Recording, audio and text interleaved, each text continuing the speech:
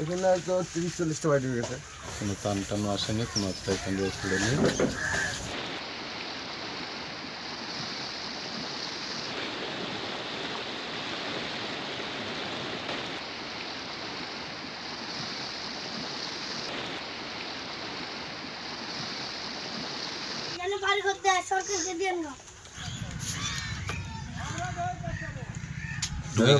ডুবে গেছে। এখন যে পাওয়া গোছিয়ে পরে দিনটা কাটাতে হবে, রাতটা কাটাতে হবে। চাল বাসন যে হাই করে বিছনা পাঠি, এখানে হয়তো 30-40টা বাড়ি হয়ে গেছে। সবই ডুবে গেছে, প্রতি বাড়ি ডুবে। পানি উঠে মানুষ সব অসহায় হয়ে গেছে। ছাগল ভেড়া, ওদের রাখার জায়গা নাই, শোয়ার জায়গা নাই, তারা খুব কষ্টে দিন কাটাচ্ছে।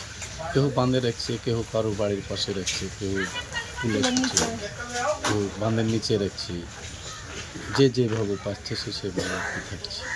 কোনো টান টানো আসেনি, কোনো একটা এখান থেকে খুলে নেই। এটা প্রেড করতে পারি যে আমাদের ডেঞ্জার লেভেল ক্রস করবে না, এবং হচ্ছিল আমরা সেই যদি কোনো জায়গায় আমার হচ্ছিল নিকটবর্তী তীরবর্তী এরিয়া যদি কোনো ভাঙনের প্রবণতা দেখা দেয়, তাহলে আমরা ইমিডিয়েট অ্যাকশনে যাবো, সেই প্রস্তুতি নিচ্ছি। পানি বলে আপনার হচ্ছে দেখা যাচ্ছে পানির লেভেল এখন যে হাই আছে, সেই ওয়াটার লেভেলের যে এক্সিস্টিং গ্রাউন্ড লেভেল যেসব জায়গায় আপনার হচ্ছে ডাউন আছে, সেসব জায়গাগুলো আপনার সাবমার্জ হবে। আমরা যেহেতু আপনার হচ্ছে মানে এই বন্যা পরিস্থিতির মনিটরিং রেখেছি, সেটা আমরা যতটুকু জানি যে আমাদের হচ্ছে বাঘা 4 ঘন্টার কিছু এলাকা, চক্রদাপুর এরিয়া এবং হচ্ছে আপনার চলাঞ্চলের চৌরাশার দিয়ে কিছু এলাকা আপনার হচ্ছে নিমজ্জিত হয়েছে। সেই এরিয়াটা বর্তমানে যেই যতটুকু এরিয়া নিমজ্জিত হয়েছে, আপাতত যেহেতু আপনার পানির লেভেল আরও মানে বেশি বৃদ্ধি পাবে না, সেহেতু আপাতত এর বাইরে এলাকা সংখ্যা নিমজ্জিত হওয়ার সম্ভাবনা কম। কিছু এরিয়া আপনার হচ্ছে গ্রাউন্ড লেভেল আপনার নিচে থাকার কারণে নিমজ্জিত হবে, সেটাই স্বাভাবিক। RICL TMX, যুগের পর যুগ স্থাপনা থাকে মজবুত।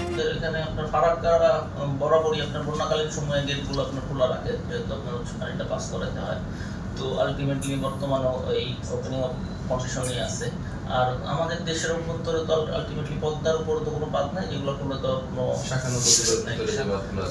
শাখানদীর ভিতরে বাঁধ বলতে আমাদের কিছু রেগুলেটর আছে, সেই রেগুলেটরগুলো বর্তমানে খোলা আছে, যেহেতু আপনার পানি পাস করাইতে হবে, সেই রেগুলেটরগুলো আপনার